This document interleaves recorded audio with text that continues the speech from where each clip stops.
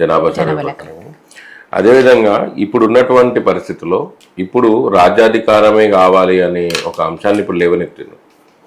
ఇప్పుడు కాంగ్రెస్ పార్టీ బీసీల వైపుగా బీసీల కోసం కామారెడ్డి డిక్లరేషన్ని అమలు చేస్తూ ఈరోజు దేశం మొత్తంలో కూడా అందరూ కూడా బీసీల వైపు కన్నెత్తి చూసేటట్లుగా ఈరోజు రేవంత్ రెడ్డి గారు ఒక అగ్రకులంలో పుట్టిన బిడ్డ అయినా కూడా ఆయన తీసుకున్నటువంటి నిర్ణయాన్ని హర్షం వ్యక్తం చేసేది ఈరోజు చరిత్రలో నిలిచిపోతున్నాడు ఆ విషయంలో.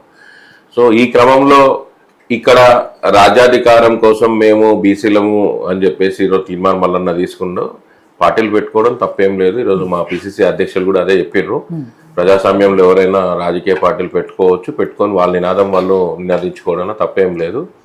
సో రాబోయే రోజుల్లో వీళ్ళు నిజంగా రాజ్యాధికారం వైపు కరెక్ట్గా పోతున్నామా లేదా అనే అంశం మీద మనము ఆలోచన చేసుకొని ఆ దిశగా ఎట్లా ఆ పార్టీ ఎట్లుంటది ఏంది అనేది వాళ్ళు చూసుకోవాలి.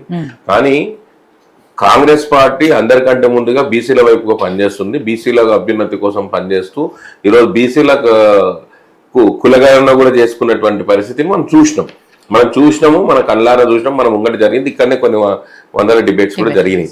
కాబట్టి నేను ఏమంటున్నా అంటే ఇక్కడ కులాలు మతాలు ప్రాధాన్యత కాకుండా గతంలో ఒకసారి సెంటిమెంట్తోనే ఈడ రాజ్యాధికారం తీసుకున్నారు, అయిపోయింది. అప్పుడు కూడా దళితులను ముఖ్యమంత్రి చేసామన్నారు, అది చేయలేదు. అది బారకున్ మాఫియా అయిపోయింది. ఇప్పుడు బీజేపీ కూడా ఒక నినాదం తీసుకుంది, నెక్స్ట్ బీజేపీలో మేము బీసీలకే అవకాశం ఇస్తాం. రాష్ట్ర అధ్యక్షుడిని ఎవరిని ఇచ్చారో కూడా మనం చూసినాం. కాంగ్రెస్ పార్టీ అట్లా కాదు. కాంగ్రెస్ పార్టీ మాట ఇచ్చిందంటే మాట నిలబెట్టుకునేటువంటి తత్వం.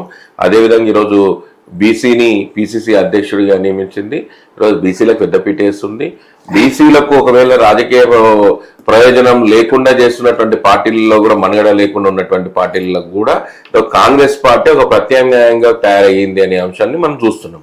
ఈ సమయంలో రాజ్యాధికారమే మాకు కావాలి అని చెప్పి తీర్మానం తీసుకుంటున్న నిర్ణయంలో రాజ్యాధికారం కోసం పోరాటం చేయడం తప్పేం లేదు. కానీ మనం తీసుకున్న ఎజెండాలో దాని వాల్యూస్ మనం కాపాడితే మాత్రం నిజంగా రాజ్యాధికారం వస్తుండొచ్చు. కానీ అవన్నీ ఇప్పుడు ఈ కాలంలో ఎక్కడ పాటిస్తున్నారు? లేదు కదా. ఎవరు సొంత అభిప్రాయాలకు వాళ్ళు ముందుకెళ్ళిపోతున్నారు. కాబట్టి అవన్నీ సాధ్యాసాధ్యాలు అనేది మనం రాబోయే రోజుల్లో కూడా కనబడతాయి.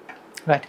సో సాయి కిరణ్ గారు, ఇక్కడ తీర్మానం మల్లన్న బీజేపీలో కూడా వచ్చారు, అక్కడ నుంచే మళ్ళీ కాంగ్రెస్లోకి వెళ్ళారు. కాబట్టి సరే, ఇటీవల కాలంలో బీజేపీ మొన్న ఎలక్షన్లో కూడా అధికారంలోకి వస్తే బీసీని ముఖ్యమంత్రిని చేస్తాము అన్నారు. కానీ బీసీలో ముఖ్యమంత్రి చేస్తాం, బీసీకి పెద్దపీట వేస్తామన్న బీజేపీ రాష్ట్ర అధ్యక్షుని కానీ లేకపోతే ఫ్లోర్ లీడర్ని కానీ కనీసం బీసీని చేయలేకపోయింది. కాబట్టి ఆ పార్టీకి చిత్తశుద్ధి లేదనే ఒక విమర్శ కూడా బీజేపీకి ఉంది. కాబట్టి దాంతోపాటు ఇవాళే స్టార్ట్ అయిన మల్లన్న స్టార్ట్ చేసిన ఈ కొత్త పార్టీ గురించి కూడా ఏం చెప్తారు? ముఖ్యంగా మన తీర్మానం మల్లన్న చింతపండు నవీన్ గారికి